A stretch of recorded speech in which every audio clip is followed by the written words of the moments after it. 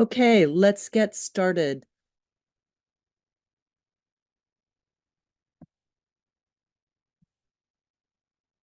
Hello, everyone. Welcome to the CARE Drop-Off Site Biannual webinar. My name is Lisa Meckes, and I am a Senior Associate with the California Carpet Stewardship Program and the primary contact for those of you in Northern and Central California. Also in attendance is Jared Zitron, Senior Associate and primary contact for those of you in Southern California and some locations in Central California. We really appreciate your attendance on this webinar. We know you're very busy, so I want to extend a sincere thank you for joining us and being a part of the program. The webinar is being recorded, and we will make a recording available on the CARE website for staff that were unable to attend. And we will also send out a PDF of the PowerPoint presentation in a follow-up email.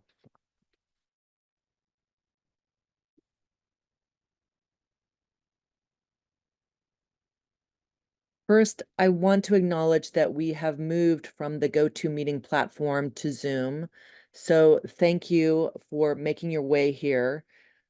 You are likely already muted, so please take a look at the control panel either at the top or the bottom of your screen and make sure you are muted. If you're using your phone for audio, please mute yourselves on your phone. I also invite you to unmute yourself at any point if you would like to ask a question or make a comment.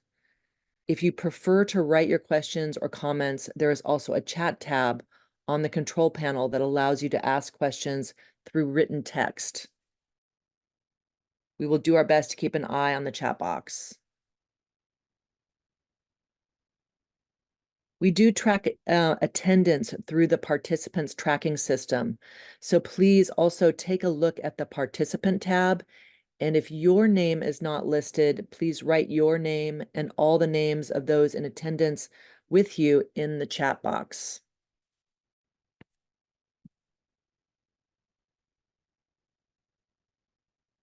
Okay, I'm going to jump into the content of the agenda, and on our agenda, under program updates, we're going to welcome new drop-off sites, give a carpet recycling program update, and a grant update.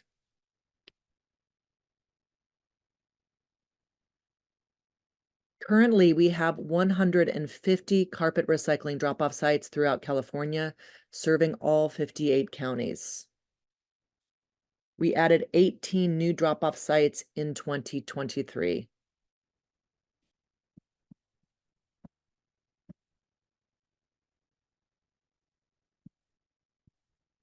And I'd like to take a moment to welcome our newest drop-off sites to the carpet recycling program. There are 13 new sites since August.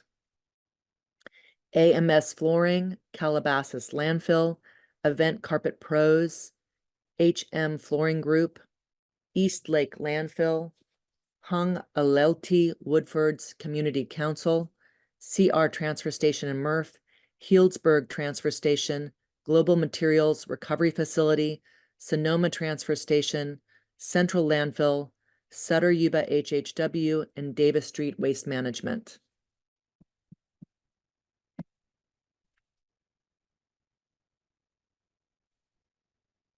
We want to thank you for joining the program, and we're glad that you are here.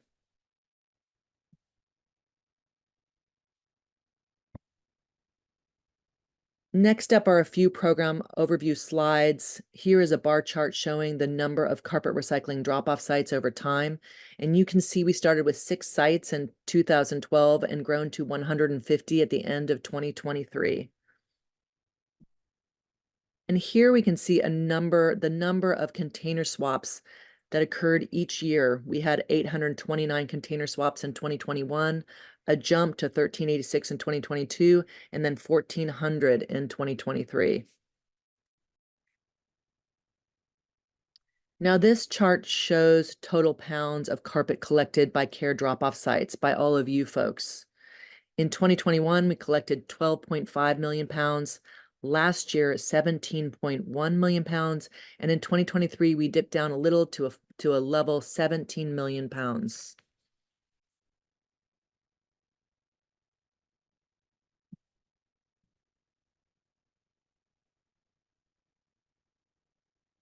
Next on the agenda, we have a grant update from our grant manager, Abby Bean.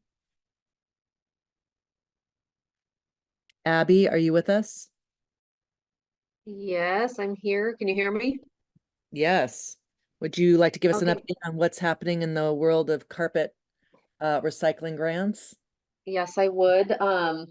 First of all, I'll say nice to meet everyone on the call that I haven't worked with before, and also apologies to those who've heard from me many, many times, or at least a few times on this webinar. But we wanted to make sure that we're doing some kind of regular update during the year because we've added a lot of new sites, as Lisa said, recently. So many of you may not be familiar with the grant opportunities that we have, and we just want to make sure that you are aware. And if you have questions, you know that you can reach out to me. My contact info is here. A Bean with the E on the end at carpetrecovery.org. And my phone number is also there. So happy to take any questions. Um, okay, we can get into the details here, Lisa. So one of the two cycles that would apply to those of you who are public drop-off sites are our microgrant cycle, which we run. It's essentially evergreen. It goes throughout the year, and it's still listed as cycle 5M for microgrants. There's 15,000 available per year per site. So if the project is significantly different from a project that you've done in the past, then you would be eligible again in a new year. The projects must be located in California. That seems obvious enough, but we want to make sure that's established. And then these grants are for equipment or infrastructure. If the project is increasing post-consumer carpet separation and collection for recycling or reuse. We also fund projects that may simply improve your operational efficiency, even if they don't increase annual pounds. And we accept applications throughout the year or until funds are exhausted, which hasn't happened in the past. So it's pretty safe to say that you could submit an application anytime throughout the year. And you can apply online through our web form, which is pretty easy to use. It's at carpetrecovery.org/CA-grants. And what it will ask you to do is upload a quote for equipment or infrastructure. It will also prompt you to upload a budget form. That budget form is on that web page, so you just have to download it, fill in the one sheet. It's pretty self-explanatory, and then you would upload it back into the form. But if you have any questions, like I said, you can reach out to me. And one thing to note, we can look at the pictures now, Lisa, if you want, because I can go over some of the examples of equipment that's been purchased in the past. One thing to note is that if you are purchasing containers that are grant funded, we do require that you keep up the containers, in terms of painting. We ask you to put on, install care decals, like you can see right here on the right, on the green container, it says we recycle carpet with care. We also ask that you use the equipment for recycling carpet for at least the term of the grant, which is 1 year plus 2 additional years. And if you're public drop-off site and you receive a grant, we require that you're in the program for 2 years. And one other thing to mention, this is a reimbursement program, so you want to make sure that we get a contract signed before you spend any funds, but as soon as the contract is fully executed, you could begin spending the funds, and then we reimburse you for the approved equipment. And the contract is 1 year, so you'll just be required to spend the funds within a 1-year period. And then some of the equipment that we have here are some hydraulic and small trailers. The one on the left is can be tipped and was custom made. There are larger containers here that people have purchased, 20, 40 yard, even trailers. And then there's a picture of a really nicely built weather shelter from Monterey Regional Waste Management District, which is now Region. And we've had people do cement pads. That's pretty popular just to keep carpet clean and dry. We've also had folks purchase equipment to prepare tile, stack, strap, and wrap for reuse. And even smaller pieces of equipment like stairs, ramps, things that would help with loading. So, okay, next slide, Lisa. Let's see. All right, so capital grants. So these are larger grants and not typically used by our public drop-off sites, but they have been. There are some examples of hauling companies and public drop-off sites that have needed a grant larger than 15,000, and we've given a capital grant, but the expectation is that once again, the projects are based in California and that there would be a more significant impact in terms of the collection volume increase. And we're always seeking new and innovative ideas. I'll say that. These are also for equipment and infrastructure, for collection, reuse, recycling, and or manufacturing. And there's 500,000 available per year per entity. This cycle is not yet open this year, but it will likely open by the end of March. So we'll keep everyone updated. As long as you get our e-news, then you should get that news when it opens. There is a online application for this one as well, same website, carpetrecovery.org/CA-grants. And here's some examples of things that have been purchased. Container fleets for flooring stores, or picking up at job sites or other areas where there may be larger volumes of post-consumer carpet that need to be separated and hauled. There's some other, styles of trailers that we have pictures of here. Sea containers, rack services, pieces of equipment to help move around carpet like forklifts and skid steers. So that's also been done. And or even smaller projects that say they're not going to cost $100,000, $200,000, but maybe 25,000 because you need a better improvement for the site.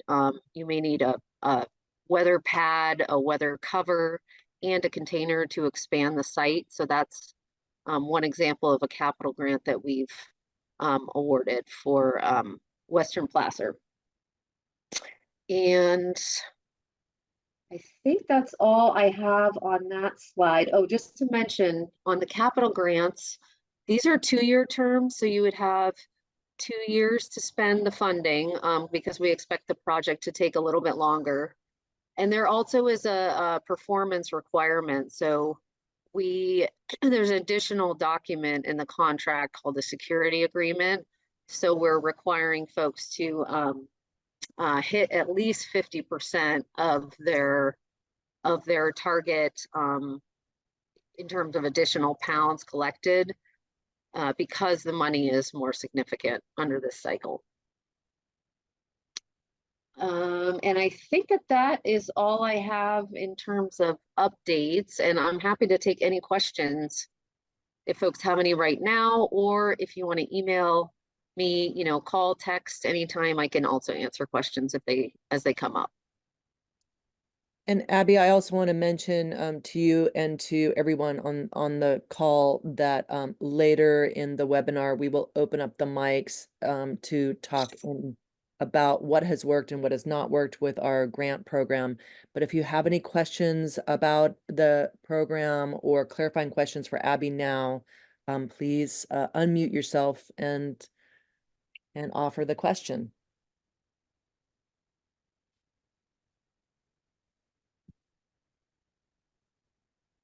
I'll say too, Lisa, that on our website, you'll see there is a list of all entities that have received grants pretty much since the beginning of the program at the end of 2015. So you can see some examples there. And we have some great case studies there that would give you more details on collection focused grants under the capital and microcycle. So you could kind of take a look at what other folks have done. And there's a new one up there on tile reuse as well. Right. And for micro grants, how often can people apply for if you're at a single facility, can you apply a second time or additional time?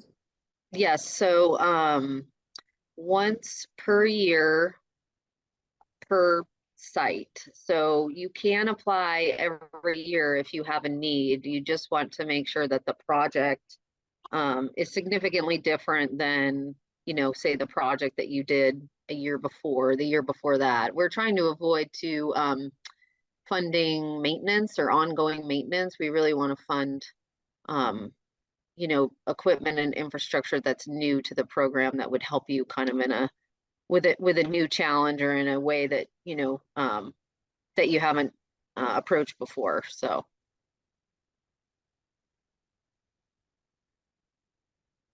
So, Hi. Oh, hi.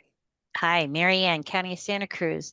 Wondering if you ever come across for deconstruction, like say a building that was built and the carpet hardly was ever trampled on and there's great spaces. Do you ever keep track of anyone who wants carpet that would come and take it out before the building is remodeled and repurpose it? um sorry, okay, so I'll just try to understand the question, Mary Ann. So if there's yeah, a building, it sounds like with carpet that really hasn't been used very much, right? And is there, you know, could we find a reuse option for that? Is that more or less the question? Or Yes. because I would say, absolutely, especially if we're talking about carpet tile. Um, and under the grants program, if it's some kind of a one-off job, that's not something we would typically fund. And I don't know that that was really your question, but anyway, um, if it's something where, some piece of equipment or something might be required to do multiple jobs like this, then I think that we would consider that. And then if this is just a one-off job that you're aware of, you should definitely get in touch with us because we have staff that can help coordinate, source separation and pickup at these job sites. Oh, okay. I will Thanks do that. for Thank you. answering that. Yes, especially, I'm going to repeat, especially if it's carpet tile, there's a Mhm. significant demand right now for reuse of carpet tile. But yes, get in touch with us if there is some carpet that's lightly used or really carpet tile in almost any shape can go to reuse. So be in touch with us about that. All right, Abby, any other questions for Abby? All right, well, thanks, Abby. Yes, you're welcome. Thanks. And I'll answer any questions that are for me through the chat as well. Thank you. All right. Next up, we have two presentations, one from Santa Cruz County and then from the Last Chance Mercantile in Monterey County. First, Christina Horvat from Santa Cruz County is here to talk about their solid waste and recycling rate structure and specifically their contamination rate and how it is used. Welcome, Christina. Hello, and well, thank you for having me. I appreciate it. I see my work partner, Marianne Labalbo's on this same call, and I was hoping that I saw Sally Campus earlier. She runs our scale house at the landfill, so hopefully she comes back on and she can assist in any questions and answers that people might have about the rate, our rate fees. Great. Well, thank you for joining us. And yes, I was asking you to come on to tell us a little bit about your fee structure and your commitment to recycling. And please let me know when to advance your slides. All right, let's go on. Although I love talking about carpet all day, we are going to focus, Lisa wants to focus on this contamination fee that we have that we utilize really as a tool to get increase in compliance with our laws. So this recycling, it's a law ordinance was passed by our county board of supervisors in 2005 that put a ban on those following items listed that cannot be put in the landfill. So it's a ban on those. You see our carpet down there, of course. Um, and we can keep going on. Slide, please. So these are our fees that you can take a look at it and compare. And I think the next slide highlights the the ones that we're looking at are general garbage, municipal garbage fee, and then our contaminant rate, as you can see, is for non-compliance garbage, refuse, and trash for people that really refuse to separate their loads. And if it's more than, if we indicate that there's more than 5% recyclable material um, that is going in the trash, that is a violation and they will be charged the non-compliant fee. Typically, the scale house will take a look at it.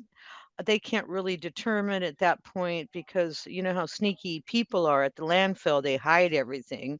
So typically they'll come in and if they notice right away or if they're honest about their load, they'll be charged a contaminated rate. But it's typically after they offload, they will be, you know, we have spotters out at our landfill that will spot if they have more than 5% or if they refuse to divert the materials that we want them to, the banned items. They still have to divert the banned items. It's a law. But if we still see more than 5% of that's recyclable, we will charge them the fee when they go to leave the landfill. So next slide, please. So this is, we have two facilities in the county of Santa Cruz. This is our landfill, some basic information and data on what we offer there. We do our processing, organics processing out there.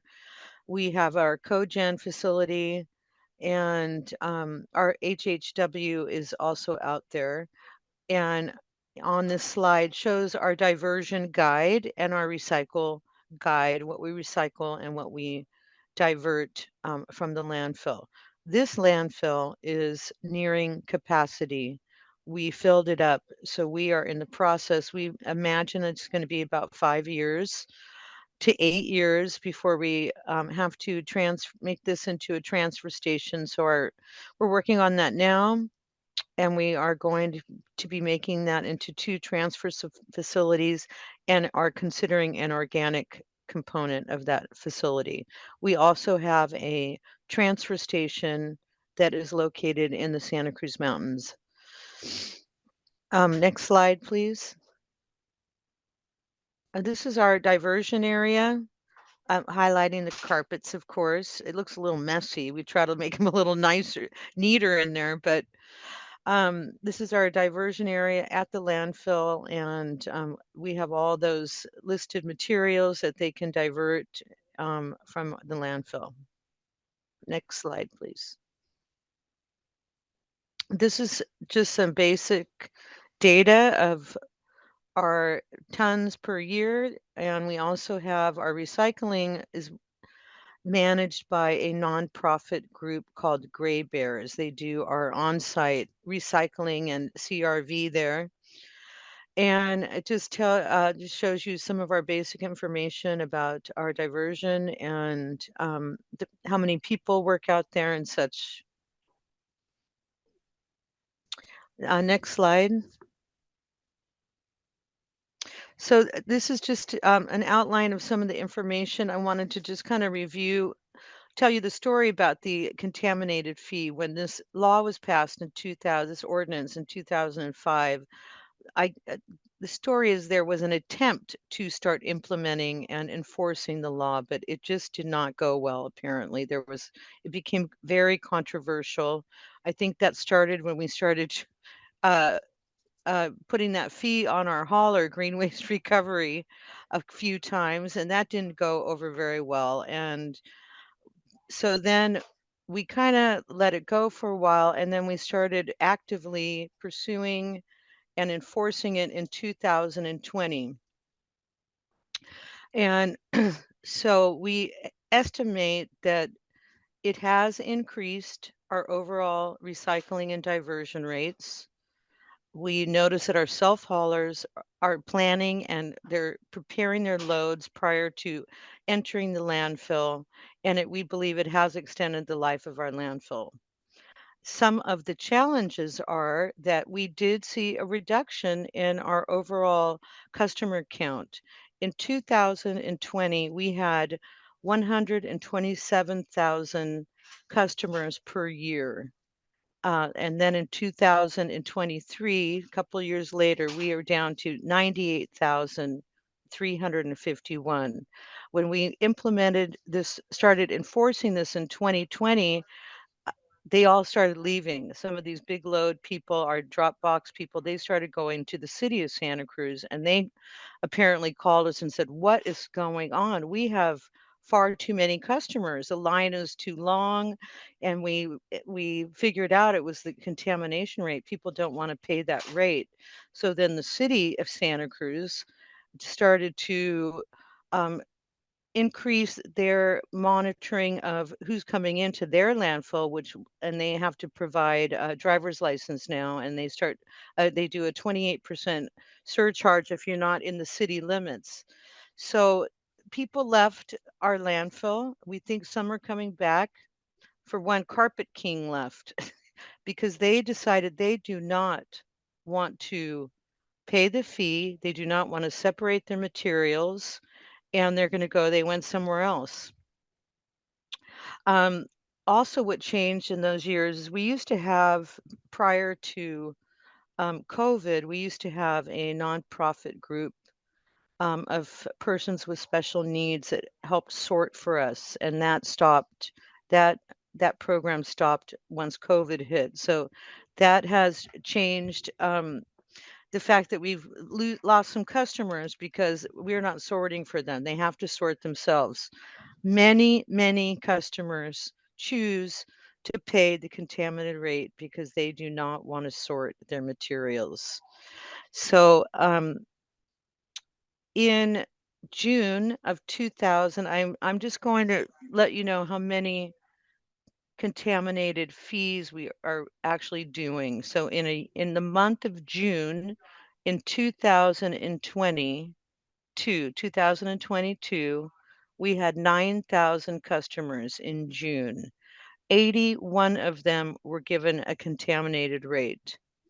So then 1 year later, June 2023, we had 8,400 customers. So the customer count went down, but the contaminated rate, 111 customers were charged the contaminated rate.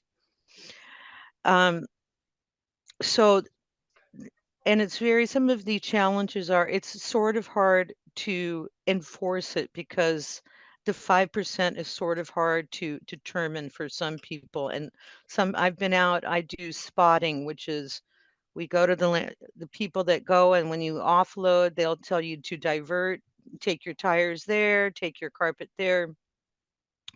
I've been out there with the staff and I said, "That's a contaminated rate. It looks like 50% to me." And they scale house people are like, "No, it's not." So it's not, Christina, you're wrong. And I'm like, "It looks like it, but they know best. They're the smartest people in the county, the people that work out at our landfill. I'm pretty sure about that." But so it is difficult to enforce, to determine the quantity and what is in their loads at sometimes. As we say, some businesses just choose to pay the contaminated rate. They don't care.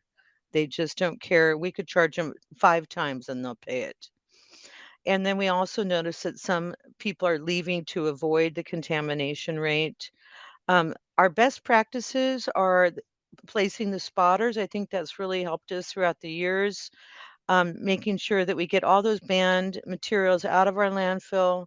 And people are pretty cool about that when they come in. I will see a truck come in and they will leave. They will offload, only their load is usually about 70% could be diverted.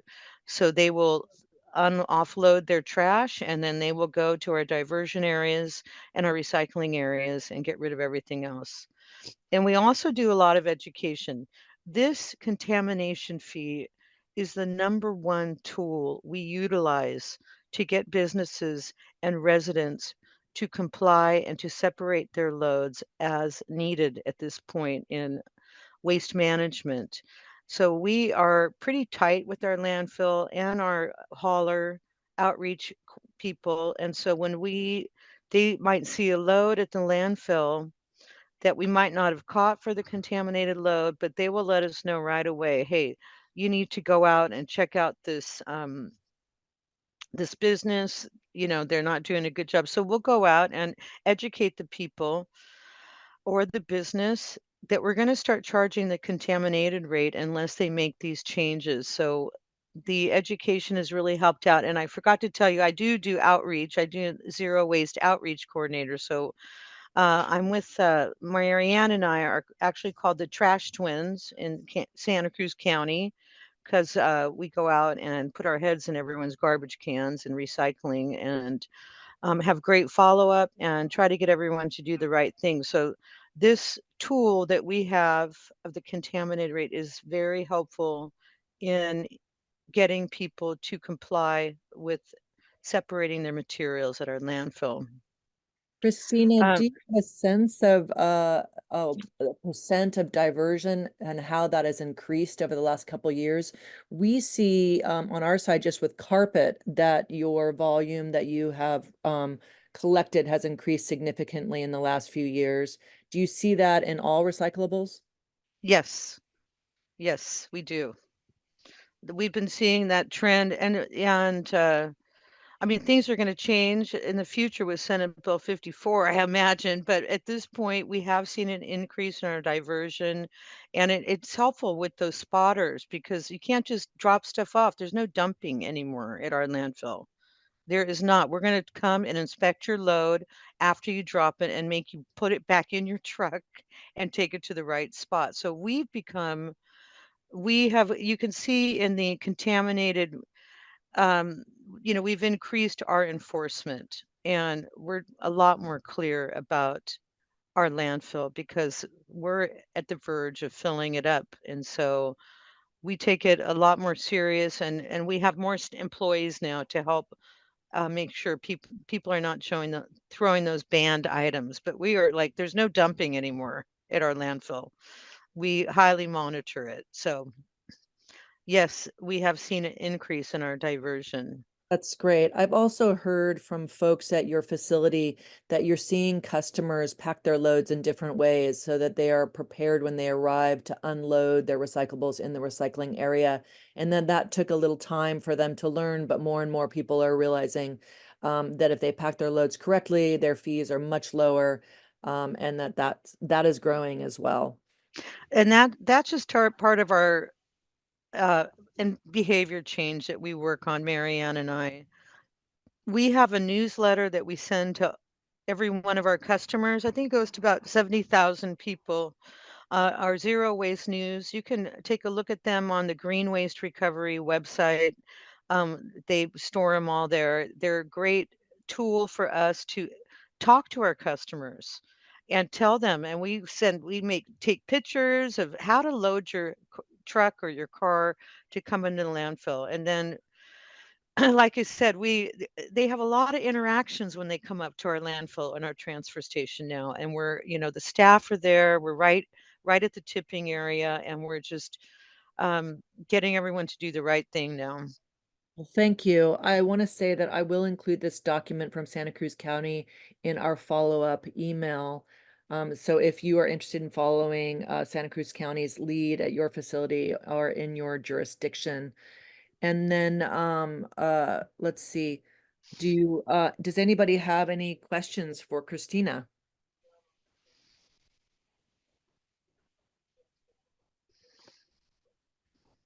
All right, well, Thank you. you for being here. I appreciate you explaining what Awesome. you're doing out there with your contamination rate, and the action you're taking to capture and divert all those recyclables. Thanks so much. Thank you. Have a great day, everyone. Thank you. And next up, we have another presenter from Last Chance Mercantile, a reuse store in Monterey County. Welcome, Freya. Are you with us? Hi, I hope so. Can you hear me? We can. So Hey. Freya Reed is the manager of the Last Chance Mercantile, a reuse store with 8,000 square foot warehouse and 2-acre salvage yard, and it's located on the campus of the Monterey County Regen Waste Management Facility. And Freya, I wanted you to join us here on the webinar because I've heard folks at many waste facilities wish they had a reuse store. And I know the Last Chance Mercantile closed during COVID, and you oversaw the relaunch. So would you tell us about your reuse store and how you've made it work? And also, please let me know when to advance the slides. Awesome. Thank you, Lisa, so much for inviting me. This is an amazing opportunity for me to hopefully get to know some folks in this community. And I look forward to conversations with all of you in the future and exchange of information and expertise on all of the skills that we collectively bring to the table. So I'm going to get in here. Again, my name is Freya Reed. I'm the manager of Last Chance Mercantile, and I took on that role in June of 2021. I hope to give you insight into my experience rebooting or re-engineering Last Chance, a 30-year-old community resource, and discuss some of the successes and challenges that we have had in a few areas. And slide. So quick agenda here. This morning, I'm going to speak to Last Chance Mercantile's history, the structure we've built for the business, including our team, waste diversion and sales, comparable profitability to the old Last Chance, and then some of our key learnings to date. Happy to open it up to questions there at the end. Hopefully this overview will be relevant to what it is you do, with insight into how to do this at your own facility, and or offer you ideas into another avenue for reusing and recycling materials. Reselling carpet being obviously one of them, and I think I want to go get one of those grants. Slide. All right, intro. Last Chance is a reuse store and salvage yard with a decades-long history of operation. LCM has been a model for other agencies for decades, though it has not been without its challenges, specifically profitability. For years, LCM was near or at break even, but more recently, it was losing money, revenues were flat, and costs kept going up. The pandemic and mandated store closures gave Regen an opportunity to re-examine Last Chance and think about a new way to run the business. Since 2021, Last Chance has been a benefit shop run by and for the Veterans Transition Center of California. VTC is a nonprofit whose mission is to empower homeless and previously incarcerated veterans to move from crisis to self-sufficiency. So VTC serves homeless and previously incarcerated veterans. Its programs include housing, food pantry, case management, counseling, benefits assistance, and employment assistance. And then finally, a little bit intro about me. Why me? So I was hired along with my assistant manager, Tori, in June of 2021 to reboot Last Chance. The experience I brought to the table was some finance background. When I was a young puppy, I worked on Wall Street, actually, and then I went back to school for textile design. So I became a textile and product designer working for Pottery Barn. So my background in finance, design, and retail did really help did give me a leg up on rebooting this operation. Slide. a little bit more about the history of Last Chance. I mean, really a cutting edge idea back in the 70s, super awesome. Part of Jonathan Livingston Seagull was actually filmed on campus. So really, you know, I was a kid in the 70s. We were all about recycling, and that was the time, and they really grabbed the ball and ran with it. So they began by pulling items out of the landfill, literally by hand, and started with quarterly and then moving into monthly auctions on site. In 1991, they got their first home, permanent home, in an old shed on the Regen campus. And then in 1996, when they opened the MRF, they then housed a Last Chance in our current facility. 2020, leading up to closure, LCM is losing $300,000+ a year, more if you take into account the other things they had on site: cans, recycling, soils, a variety of things. But they were losing money and saw it was not sustainable and really went back to the drawing board. How can we do this differently, and how can we do it better for the community at large and for the taxpayers' dollars, right? So in 2021, they put out an RFQ, request for qualifications, and VTC, the nonprofit, won the bid or contract to overtake management of Regen. We inherited an incredible community resource in that the Last Chance is known in the community, is well loved in the community. We had a huge Facebook following. There are a lot of amazing things that gave us a huge leg up on rebooting the store. But also we had a few challenges. During the closure, they had kept receiving items. So there was a very, very, very large pile of things in the warehouse and on the salvage yard. So an immense job to do. VTC's nonprofit status and mission helped refocus the purpose of LCM, not only on waste diversion and low-cost shopping as a service to the community, but also supporting veterans. Slide. Who doesn't love a before and after? I'm a big fan.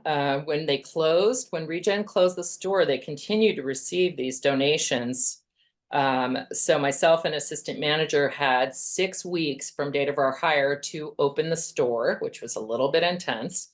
The before picture you see here is 50 Marine volunteers clearing the entire store, getting it empty. It was, you know, full, 8,000 square feet. Getting it all outside and organized so that we could clean, paint, and get the interior ready. Took it all outside in organized areas so that we could begin training our staff, pricing the items, and getting them back in. The aesthetic that I always tell my team is what we're trying to do is build a reuse IKEA. So we want it to be clean, we want it to be organized, easy to shop, you know, have that wonderful appeal that I certainly enjoy in an IKEA, and that's what we've gone after. Slide. So a nice aerial view of the yard and how we've got the yard organized from a little while back. Again, an 8,000 square foot warehouse, 2-acre salvage yard. We've got a staff of 12 full-time, 2 part-time team members. We're incredibly proud of the team we've built. And a particular focus has been getting folks in here who have a reuse background. That has been, I think, one of the keys to getting this business going beautifully. Our inventory is sourced directly from the landfill tip floor by the hardworking staff of Regen, as well as donations from the local population and businesses. So our inventory sources, donations, it really helps having a nonprofit management company basically coming in to run it, because not only do people avoid fees by giving us things at the landfill, they're able to offload part of their truck or sometimes all of their load with us for resale. They also get a tax donation slip. So not only are they saving money at the scales, they're also able to write it off as a tax donation. So donations, tip floor at the MRF. VTC also collects donations and brings them down in their box truck. And then we are continuing to build relationships with various larger companies here. One of our favorites is a company called Blue Strike Environmental. So they service a lot of the larger events down here. We have these epic events in Monterey County, golf, etc. So those folks have been wonderful supporting us to get used items, particularly plywood is huge, particle board, flooring that got used for 3 days, and carpet. So that is one of the places where we get rolls of carpet that we resell. Finally, we have recently relaunched our Veterans Jobs Program. So initially we started with a larger proportion of vets on staff, and to get the business profitable and get a core staff knowing what it is we need to do, we scaled back on vets jobs training, focused on the business, and have now just relaunched in January our vets jobs training. So we're really excited about that. Okay, slide. Quickly, kind of how have we organized the business? We currently have me, the manager, and then we have 3 team leaders, each with their area of expertise. One is basically in charge of gate and merchandising. Another is in charge of the warehouse product categories, and then the other is in charge of the yard product categories and merchandise. Then we have a staff of 9 associates under there. We have an external bookkeeper, and we have our own board that we respond to.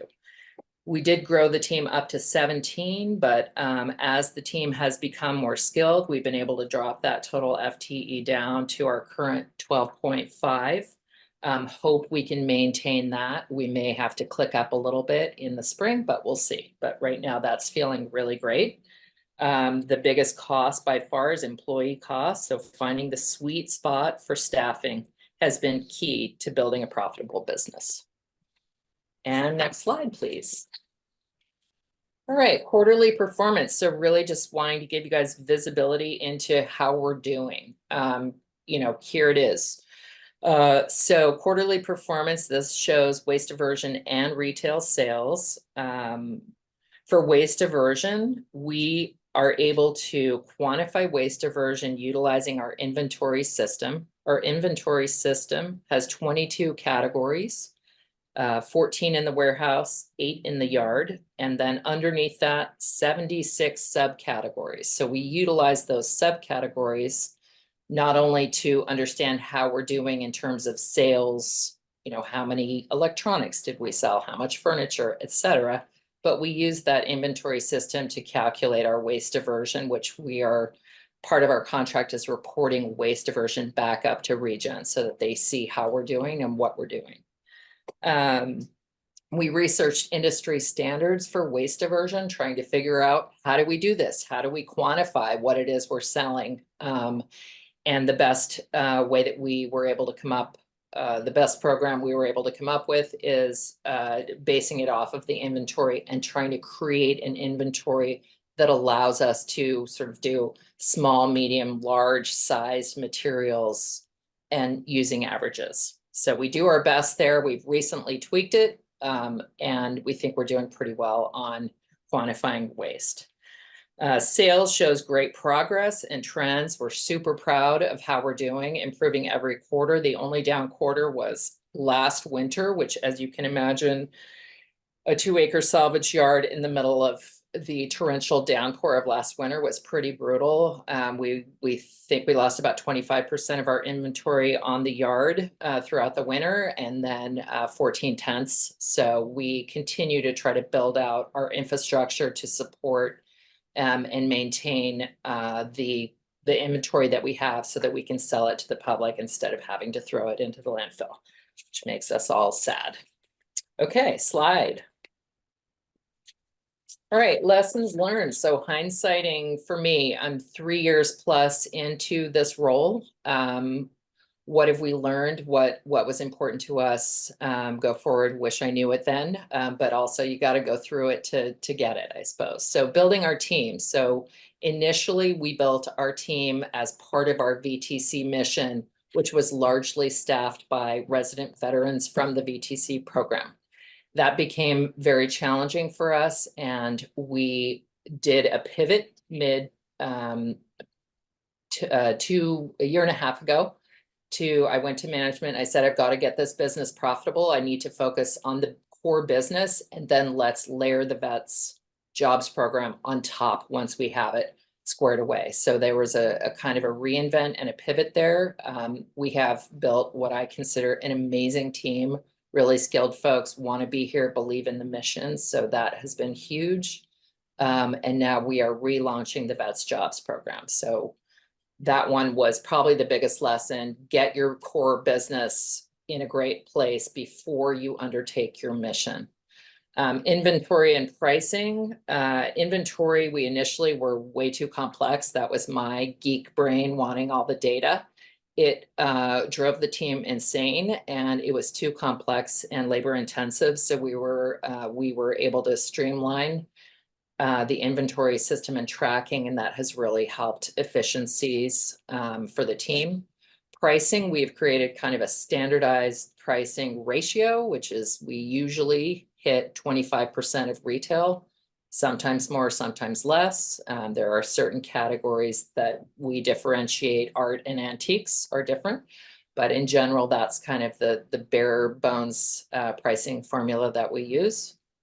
Customer experience. We are located at the landfill. We are far away from people. It is a drive. You have to want to come here. So we have to make it a destination, a cool experience. How do we do that? We do that by, we're kind of arty. We try to trick out our site and make it cool and interesting. We have really what I consider very affordable pricing. We're below a Goodwill or other of the standards in the industry. And customer experience also is engaging with customer. We really try to engage with people to talk about the VTC mission, to talk about zero waste, waste diversion, all of the wonderful things that we do. So we really try to engage customer on what are we doing and why, and how does your shopping here make the world a better place, honestly. So that's cool. Technology, reliable and up-to-date hardware is key. We host our inventory system on Square, and that is also our point of sale POS system. Square has been phenomenal. We did some other things earlier and learned the error of our ways, so highly recommend that. And then greater mission. Again, key here is build a solid foundation for the business before undertaking the nonprofit mission. So trying to do both at the same time is really tough, and we've learned our lesson there, hopefully, and now really undertake being able to provide VTC with some revenues that we're earning, as well as creating vets jobs training. We're really excited to keep walking out our greater mission as we go. All right, so that's my quick overview. You can bounce to the next slide, which says, are there any questions? So does anybody have any thoughts or questions? Ray, I have a question for you. It seems like you're both equal parts, perhaps salvage yard and thrift store. And do you feel that one aspect is stronger than the other? So about 2/3 of our business is warehouse, which hard decor, electronics, clothing, kitchenware. The yard is about 1/3 of our business. Our focus has been building out the infrastructure for the yard. So I don't know if any of y'all have been to Gray Bears. They have a bunch of wonderful containers on site where they house each of their different items. We hope to continue to build out the yard so that we have a more beautiful array of antique windows and doors, for instance, or other items. Right. So our focus is getting the yard better and better. Great. Anybody else have any questions? I do. Oh, go ahead. Sorry. This is Stephanie with Western Placer Waste Management Authority. We are ideally going to have something like this one day. Just wondering if you could share your slide deck with us. Absolutely. I mean, I think it'll be in this slide deck, but absolutely happy to do Okay, it. perfect. And really happy to talk to anyone about how to spin this up, any help we can offer. I'm not only excited about, but I'm tasked to do that. So would be Awesome. excited to have more conversations. Awesome. What you guys are doing is incredible. Thank you. Yay, thank you. Hello, Marianne from the County of Santa Cruz. Have you ever thought of teaming up with a deconstruction group, or if and when you can build that other building? Were you thinking about heading towards that, of deconstruction of buildings prior to being torn down? So meaning having more, being able to have a source for more construction materials kind of is what you're saying, right? Correct. Yeah, like with some organizations that have been started up, taking buildings apart instead of just trashing it all. And that would be great if they could bring it to you once you get your other building. That would be great. Or have a team that does the deconstruction. Were you ever thinking of that? There are many things that I'm thinking of. I mean, there are tons of ways to do this. And I think initially for us, tapping into people already doing it is a smarter move. We talked about a pickup and delivery service. We're not doing that right now. We think that there's a ton of people in that business and we may not be competitive, but similar to this Blue Strike organization, like building those relationships is key, I think. And so, yeah, if I can connect into a builder, here, or haulers that specialize in various materials, that is super helpful. I know that Urban Ore came early days and gave us a bit of consulting when we were spinning up. Super helpful. They're for profit, but their mission is also to educate people. They were amazing. They pay, so part of what they do is they'll buy beautiful old windows and then flip it, basically. So, is that something we look into as well? We reward people by saving them weight at the scales, but could we further reward them to really make those relationships profitable for them and for us? So yes, a lot We of have different ways to another do it. hand raised here, so I want to Yeah. get another hand raised. Darcy, did you have a question? Yeah, I was just curious. You said that you accept carpet and flooring. Do you have to have that pre-approved before you bring it in, or like what's your methodology? The most recent carpet I got from the Quail Car Show came in big containers by courtesy of Waste Management. They brought containers to us and we picked through them. I literally still have a broken finger from that. So we're trying to figure out better ways to do that. We do not, there is no, I, might be breaking the law or something, but I don't.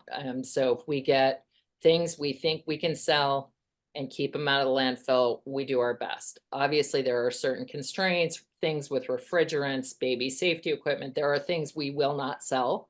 Yeah. But we don't pre-approve anything. Okay. Yeah, because we've actually, we're deconstructing a building and you and I have actually talked on the phone. But I've got all this carpet that's going to be coming out of this building and it's beautiful. Yeah. So we'll like wrap it up and probably bring it down to you and let you pick through it. But I was just curious if there was a way that you wanted us to have it so that it was easy to evaluate. So what I do with area rugs and carpeting is I roll it outside in so that people can see the color and the quality, so they don't have to unroll it. We also roll it with string because everyone in the store wants to unroll it. So we were taping and then they just undid the tape. So outside in and tape, if dimensions are what we need, that's how we measure and quantify the value. So, when we got carpet off of Quail, I think it was $1 a foot. So we had maybe it was 6 feet, as you guys were saying, or like 8 feet wide and then 10 feet long, 15 feet long, etc. So Darcy, I'm going to have you follow up with Freya, and here is her contact information below. We still have some content to get through today. Absolutely. So I'm going to thank you, Freya. Thank you. Obviously, you've raised some excitement, which I love, and so grateful for the work that you do, and hopefully others that have been excited for a long time about having or starting a reuse store may get inspired by you. So thank you so much.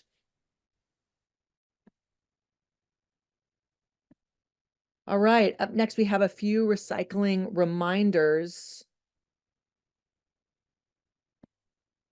So when capturing broadloom carpet, make sure it is dry and debris free. The carpet should be rolled separately from the padding, and the container should be filled for maximum weight or 80% full.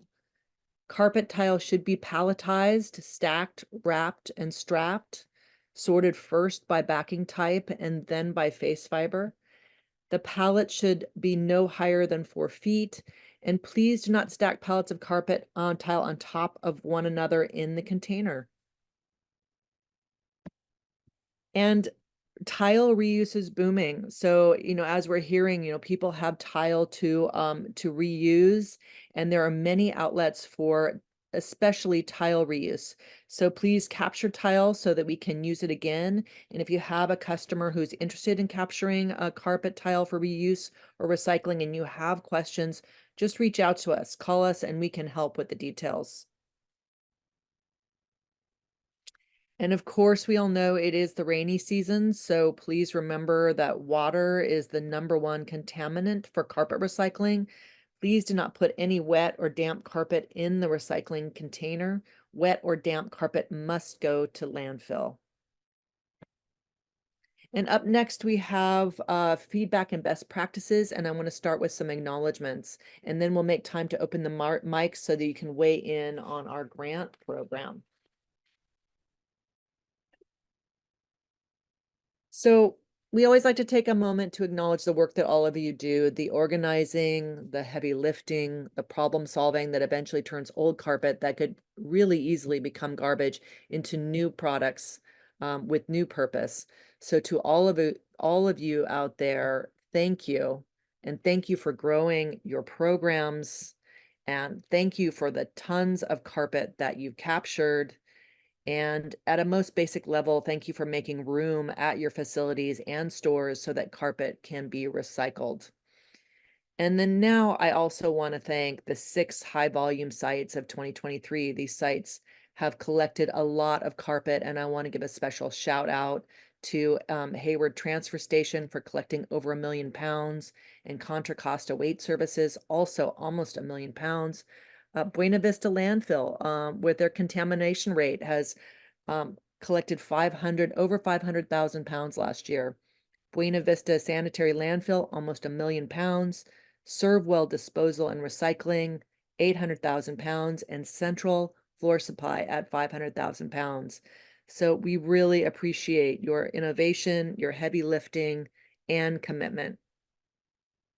Okay, I know we are over time here, but I want to make a moment for the other part of best practices and feedback. And so if you have applied for a grant or received one, please look for your mute button on the control panel and unmute yourself. And we really appreciate hearing from you, whether it's positive or critical feedback, and let us know, has the grant program worked for you? How has the application process gone? And did the money help you collect more carpet? Hi, And- this is Stephanie again at Western Placer Waste Management Authority. The grant process is amazingly easy. Abby is wonderful to work with. We haven't yet implemented it, so I don't have any feedback yet on how it's helped, but we got grant money for a couple of canopies to help keep our products dry. So we're gonna get those implemented soon, and we'll reach back out, but the program is super amazing. Thanks, Stephanie. This is Shane with Green Waste Fuller and Perkins. Hey, Stephanie. Good. Hi, Shane. Stephanie and I know each other. But we just like what Stephanie said. It's super easy to work with the grants. We've gotten canopies, we've gotten lids for our dumpsters. It's definitely helped us in additional recovery. But super easy process. I recommend it for everybody to do. And you know, once you fill out all the paperwork, it's pretty easy process. Thanks, Shane. This is David with Ace Waste. We used it to get a covered 40 here at our facility, and the process was very painless. Great. And anybody have any recommendations for us? Any thoughts, any feedback?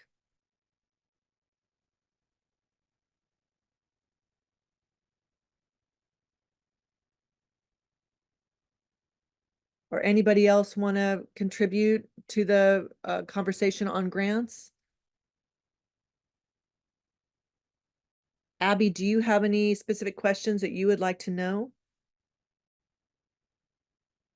Well, first of all, I'll say I appreciate that the process has been easy for folks. I like to hear that. I think we really tried to streamline it, especially for micro grants, because you know it is smaller dollars, and you know these sites are busy with operations, and a lot of operations folks that aren't focused on you know writing long proposals. Um, so I'm glad that that's working well, but we're always open to feedback, critical feedback and things that we can improve. And then just to note that the capital improvements process is a bit longer and more involved just because there's a higher dollar amount associated with it. So I just wanted to mention that. I don't think I have any other specific questions, though. I'll let you know if I think of something. All right. Anybody else?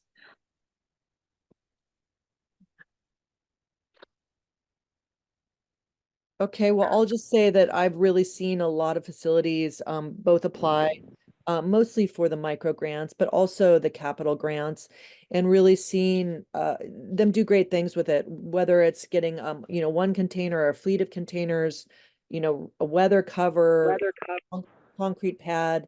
There's been a lot of good things happening out there in the field, and I agree that Abby is very easy to work with. And so, yeah, please, if you're interested, it's a pretty quick and painless process. All right.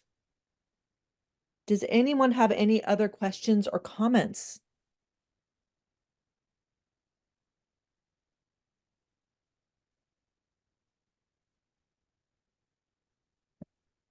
Okay, I think we are complete.